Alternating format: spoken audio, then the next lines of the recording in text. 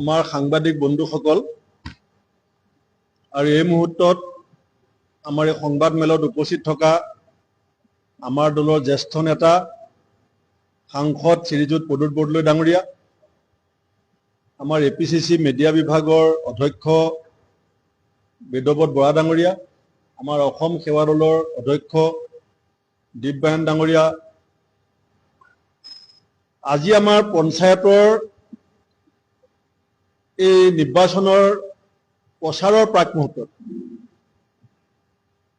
অত্যন্ত উৎকণ্ঠাৰে এই সংবাদ মেলখন আমি দুইজনে সম্বোধন কৰাৰ সিদ্ধান্ত লৈছোঁ। আৰু মূল বিষয়টো হৈছে পঞ্চায়ত, পাৰ্টি, প্ৰাৰ্থী আৰু পুলিচ। কালি গোটেই নিশা অকল টেলিফোনত কথা পাতি আছোঁ। পাহাৰ আৰু বিটিয়াৰ বাদ দি চাৰিওফালৰ পৰা কেৱল দলৰ প্ৰাৰ্থীসকলৰ আৰ্তনাদ যে ঘৰৰ আগত পুলিচৰ দম আৰু বিজেপিৰ ধন। ক'ৰবাত আহি পুলিচে দম দিছে, ক'ৰবাত বিজেপি নেতা আহি ধন দিছে। এতিয়ালৈকে ক'ত কি ঘটনা হৈ আছে কিছু সংবাদ মাধ্যমতো প্ৰকাশ পাইছে আৰু কিছু তথ্য আমাৰ মাননীয় সাংসদগৰাকীয়েও আপোনালোকৰ আগত দাঙি ধৰিব। যদি পুলিচ আমাৰ প্ৰতিদ্বন্দ্বী হয় ইলেকশ্যনত, পুলিচ যদি কংগ্ৰেছ দলৰ মনোনীত প্ৰাৰ্থীসকলৰ প্ৰতিদ্বন্দ্বী হয়, থানাৰ OC যদি বিজেপিৰ হৈ পেলাই নেতৃত্ব লয়, তেতিয়া ইলেকশ্যন এটা ৰাজনৈতিক দলে কেনেকৈ খেলিব? যদি গৃহ বিভাগ নাথাকে অসমত বা দেশত, দেশখনৰ অৱস্থা কি হ'ব? আৰু যদি গৃহ বিভাগটোৱে এটা ৰাজনৈতিক দলৰ ৰাজনৈতিক গোটেই কাৰ্যসূচীবিলাকৰ নেতৃত্ব লয়, তেতিয়া গণতন্ত্ৰ কি হ'ব? সেইকাৰণে আজি দুদিনমানৰ আগতে এজন ছাত্ৰ নেতাই বিহু মঞ্চত কোৱা শুনিছিলোঁ যে অসমৰ কৰ্ম সংস্কৃতি থান বান কৰি হিতাধিকাৰী নিৰ্ভৰ এটা জাতি এই চৰকাৰখনে বনাব খুজিছে। কিন্তু এতিয়া পুলিচৰ যি ধৰণে কংগ্ৰেছ দলৰ প্ৰাৰ্থীসকলৰ ওপৰত দম, হেঁচা, নিৰ্যাতন, ভাবুকি আৰম্ভ হৈছে, বিজেপিৰ প্ৰকৃত অৰ্থে জনসাধাৰণৰ ওপৰত আস্থা আছে নে নাই? আৰু জনসাধাৰণৰ ওপৰত যদি আস্থা আছে, পঞ্চায়ত নিৰ্বাচনৰ এই জনপ্ৰিয়তাৰ তোলাচনীত তেওঁলোক থিয় হ'বলৈ কিয় ভয় খাইছে? তেওঁলোকে জন আদালতৰ সন্মুখীন হ'বলৈ কিয় ভয় খাইছে? আমিতো ভয় খোৱা নাই। আমি জয় পৰাজয় সাফল্য ব্যৰ্থতা একো নভবাকে প্ৰাৰ্থী দি আছো। তাৰমানে বিজেপি সভাপতি দিলীপ শইকীয়া ডাঙৰীয়াই হিমন্ত বিশ্ব শৰ্মাৰ চকীখনৰ যে এটা খুঁটাৰ গজালটো উভালি দিলে, সেইকাৰণে হিমন্ত বিশ্ব শৰ্মা শংকিত হৈছে নেকি? আমি এই গোটেই কথাখিনি সম্পৰ্কত আমাৰ দলৰ যিটো তথ্যভিত্তিক প্ৰতিক্ৰিয়া আৰু ইয়াৰ সম্পৰ্কত আমি আজি কি কৰিম, সেইখিনি মই সাংসদ প্ৰদ্যুৎ বৰদলৈ ডাঙৰীয়াক সংবাদ মাধ্যমৰ আগত বক্তব্য ৰাখিবলৈ অনুৰোধ কৰিছোঁ।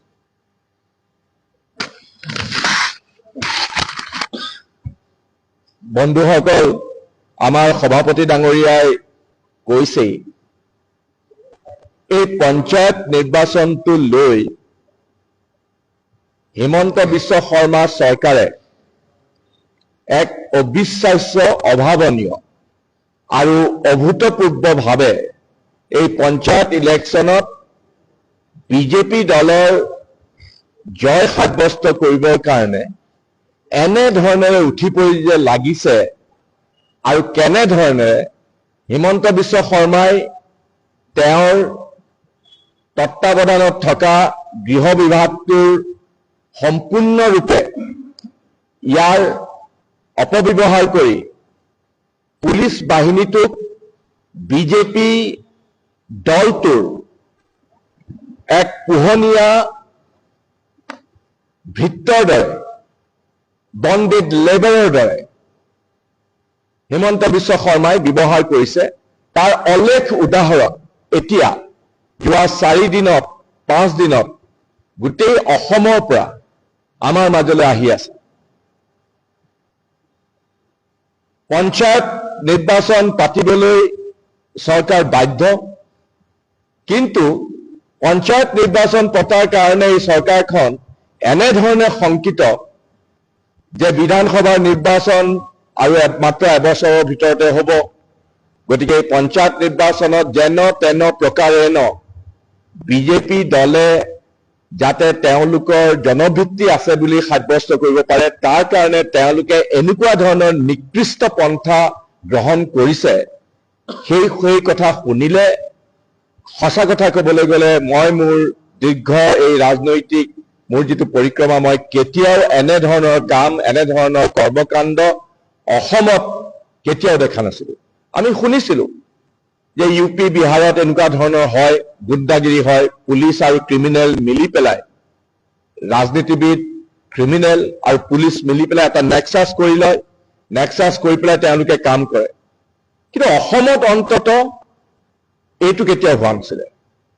কিন্তু এইবাৰ হিমন্ত বিশ্ব শৰ্মাৰ চৰকাৰে এইটো প্ৰমাণ কৰি দিলে যে তেওঁলোকে যিটো ক্ৰিমিনেল পলিটিচিয়ান মানে ruling party, criminal ruling party আৰু পুলিচ যিটো নেক্সাছ, সেইটো নেক্সাছ এনেই চিণ্ডিকেটৰ ক্ষেত্ৰততো পুলিচৰ নেক্সাছ আছেই বিজেপি লিডাৰবিলাকৰ লগত। সেইটো গোটেই অসমতে সমান্তৰালভাৱে অৰ্থ ব্যৱস্থা তেওঁলোকে স্থাপন কৰিছে ইতিমধ্যে যোৱা 2 বছৰ 3 বছৰৰ ভিতৰত।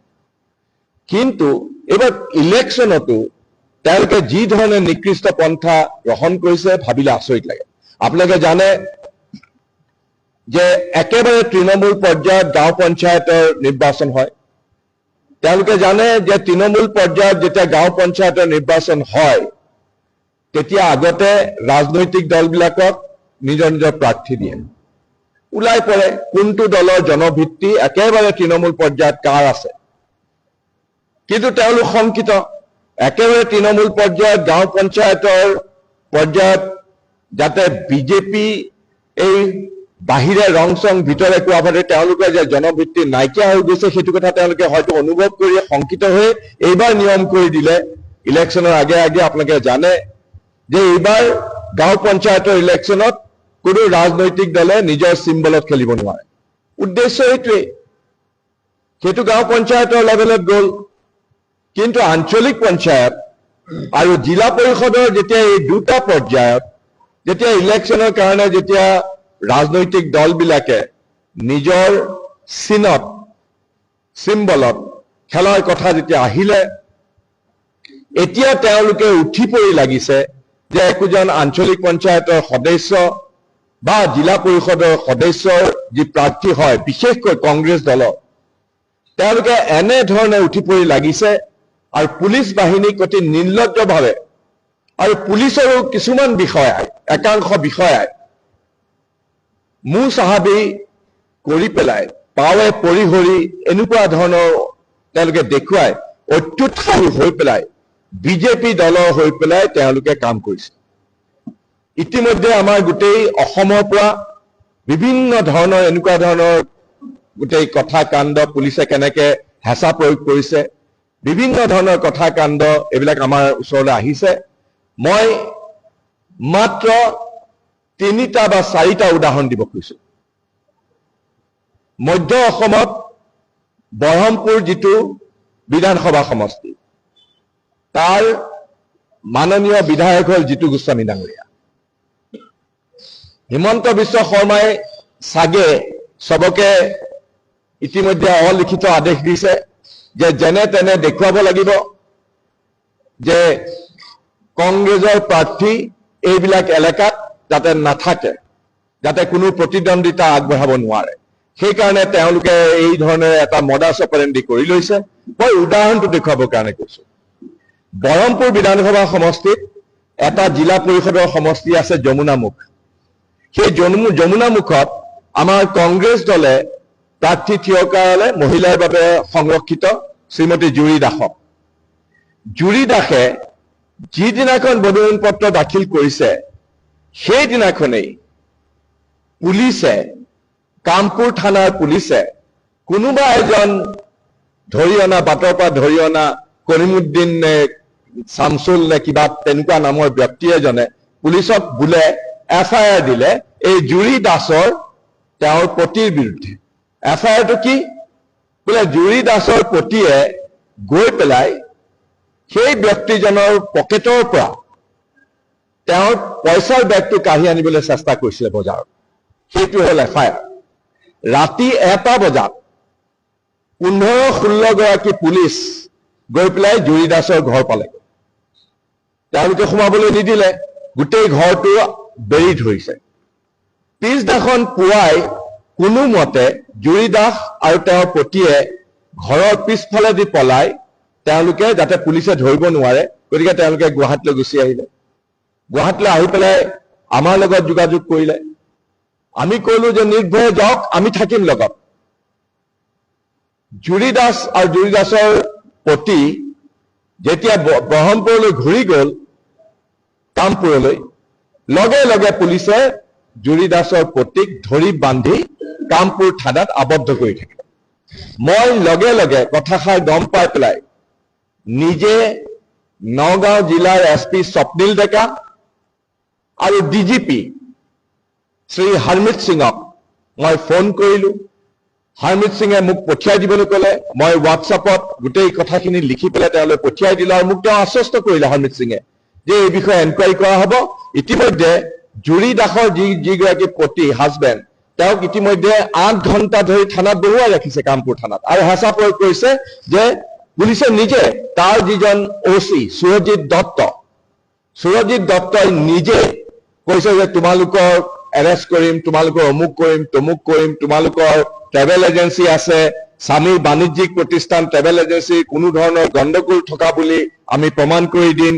কোনো এজন অজ্ঞাত ব্যক্তিৰ পৰা যিজনে FIR দিছিলে, জুৰি দাসৰ পতিয়ে 20,000 টকা কাঢ়ি আনিলে বোলে, এনেকুৱা ধৰণৰ ভুৱা অভিযোগৰ ভিত্তিত তেওঁক এৰেষ্ট কৰিব আৰু অহৰহভাৱে মানসিকভাৱে, শাৰীৰিকভাৱে হেঁচা দিবলৈ আৰম্ভ কৰিলে পুলিচ থানাত, পুলিচৰ OC জনে। যেতিয়া মই DGP ডাঙৰীয়াক দৃষ্টিগোচৰ কৰিলো, DGP ডাঙৰীয়াই হেনো SP ডাঙৰীয়াক ক'লে, স্বপ্নিল ডেকাই হেনো OC গৰাকীক নিৰ্দেশ দিলে আৰু বৰ গ্ৰাজিংলি OC গৰাকী সুৰজিৎ দত্তই ৰাতি 10:30 বজাত এই জুৰি দাসৰ পতিক এৰি দিলে। এৰি দিলে কি হ'ব?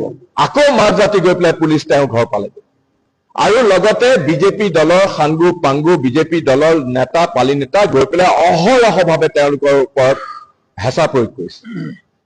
অৱশেষত নিজৰ প্ৰাণৰ ভয়ত এই জুৰি দাসে তেওঁৰ মনোনয়ন, কংগ্ৰেছ দলৰ পৰা দিয়া মনোনয়ন পত্ৰ উঠাই ল'বলৈ ৰাজি হ'ল আৰু বিজেপি দলত যোগদান কৰাৰ কাৰণে ৰাজি হ'ল। এইটো হ'ল এটা ZPC বহৰমপুৰ সমষ্টিৰ। আনটো ZPC হ'ল আপোনাৰ বহৰমপুৰ ZPC। আগৰটো আছিলে একেটা বহৰমপুৰ বিধানসভা সমষ্টিতে, আগৰটো আছিলে যমুনামুখ, এইটো হ'ল বহৰমপুৰ ZPC। বহৰমপুৰ ZPCৰ মহিলাৰ বাবে সংৰক্ষিত আমাৰ প্ৰাৰ্থী, কংগ্ৰেছ দলৰ প্ৰাৰ্থী আছিলে পাৰভিন চুলতানা। এতিয়া পাৰভিন চুলতানাৰ হাজবেণ্ডক পুলিচে গৈ পেলাই এৰেষ্ট কৰিলে, ক'লে বোলে তেওঁ বোলে মাটিৰ দালাল, কোনোবাই বোলে অভিযোগ দিছে তেওঁ মাটিৰ দালাল। গতিকে পুলিচে তেওঁৰ ওপৰত আৰু ক'লে, পুলিচে আকৌ সদৰলৈ লৈ আহিলে, সদৰ থানালৈ, নগাঁৱৰ, বোলে তেওঁৰ কিবা হত্যাকাণ্ডৰ গোচৰ আছে, নি পেলাই অহৰহভাৱে হেঁচা প্ৰয়োগ কৰিলে। পাৰভিন চুলতানাইও অৱশেষত উপায়বিহীন হৈ প্ৰাণৰ ভয়ত তেওঁৰ প্ৰাৰ্থিত্ব উঠাই লোৱাৰ সিদ্ধান্ত ল'লে। এতিয়া তৃতীয়টো যিটো জিলা পৰিষদ, মই বহুত উদাহৰণ আছে, মই কেৱল আপোনালোকক কৈছো এটা বিধানসভা সমষ্টিতে 4টা জিলা পৰিষদ সমষ্টিৰ ভিতৰত তৃতীয়টো হ'ল আমাৰ বৰ্ণালী দেৱী, যি বহৰমপুৰ বিধানসভা সমষ্টিৰ কঠীয়াতলী জিলা পৰিষদ। কঠীয়াতলী সমষ্টিৰ আমাৰ প্ৰাৰ্থী হ'ল বৰ্ণালী দেৱী। বৰ্ণালী দেৱীক অহৰহভাৱে যোৱা 3 দিন ধৰি মানসিকভাৱে অত্যাচাৰ কৰাৰ কাৰণে তেওঁৰ হাজবেণ্ডৰ সৈতে পলাই আহি আমাৰ বৰহমপুৰৰ যিজন ব্লক কংগ্ৰেছৰ প্ৰেচিডেণ্ট ৰঞ্জিত বৰাৰ ঘৰত ৰাতি আশ্ৰয় ল'লে। আৰু এই ৰঞ্জিত বৰাৰ ঘৰত বৰহমপুৰত যোৱা নিশা মানে আজি পুৱা ৰাতি 1টা বজাত 3খন থানাৰ পুলিচ, কামপুৰ থানা, চামগুৰি থানা আৰু নগাঁও সদৰ থানা, প্ৰায় 50-60 জন পুলিচ গৈ পেলাই ৰঞ্জিত বৰাৰ ঘৰ ঘেৰি ধৰিলে আৰু ঘেৰি ধৰি পেলাই দাবী কৰিলে যে বৰ্ণালী দেৱী আপোনালোকৰ তাত আছে, বৰ্ণালী দেৱীক উলিয়াই দিয়ক। বৰ্ণালী দেৱী নাই বুলি কোৱাত তেওঁলোকে ক'লে যে আমি ভাঙি দিম আপোনালোকৰ কিবা কি কয় বুলডোজাৰ তেনেকুৱা ধৰণৰ আছে নহয়, কিবা কিবি বুলডোজাৰ লৈ আহিলে ঘৰটো ভাঙি দিব।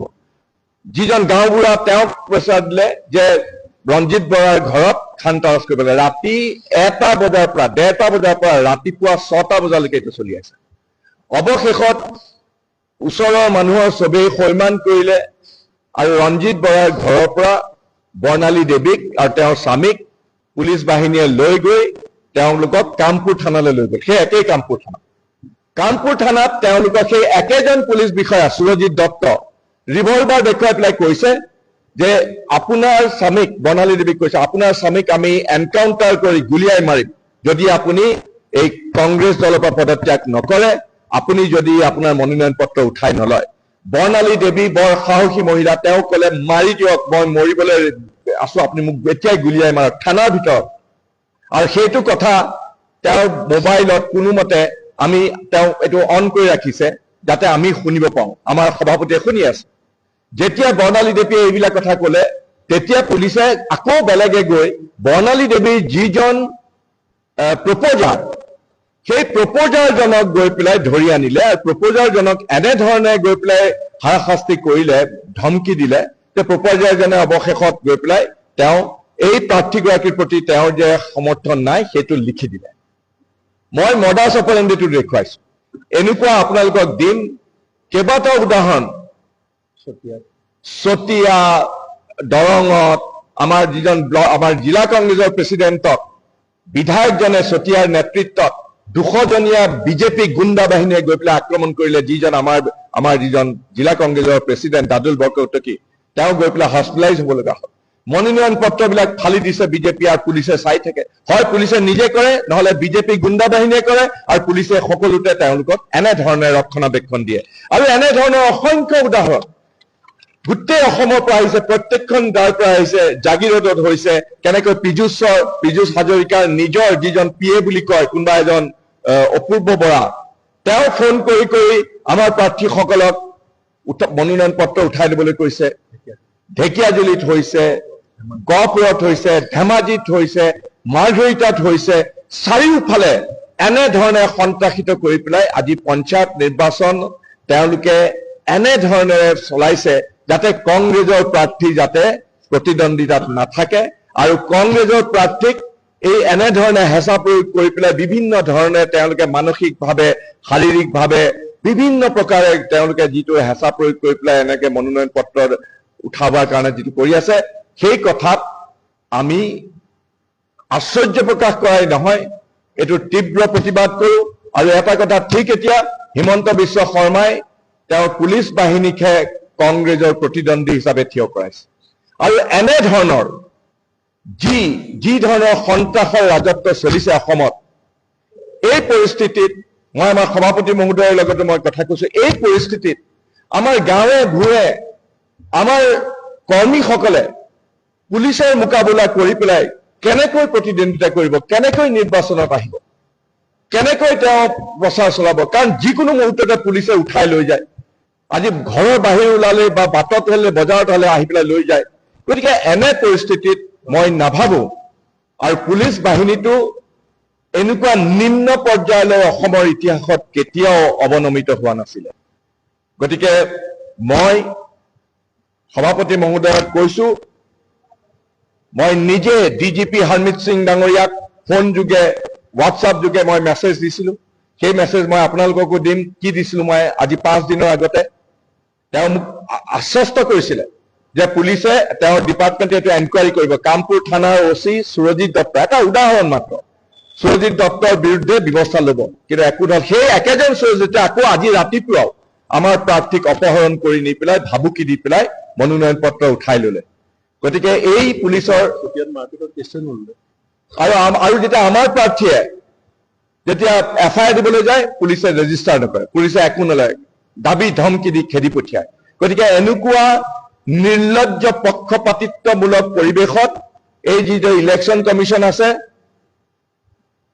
তেওঁলোকৰ কোনো অস্তিত্বই নাই, তেওঁলোকে একো কৰিবও নোৱাৰে।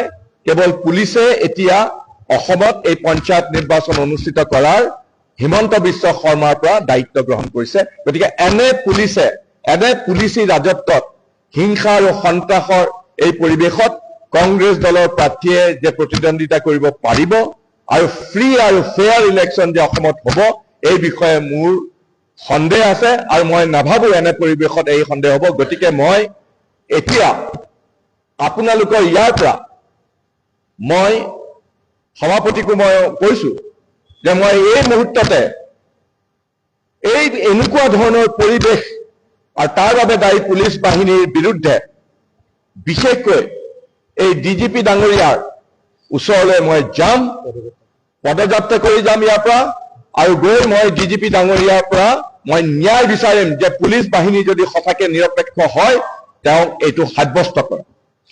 ধন্যবাদ। তাত লগ পাম, খোজকাঢ়ি গৈ আছো।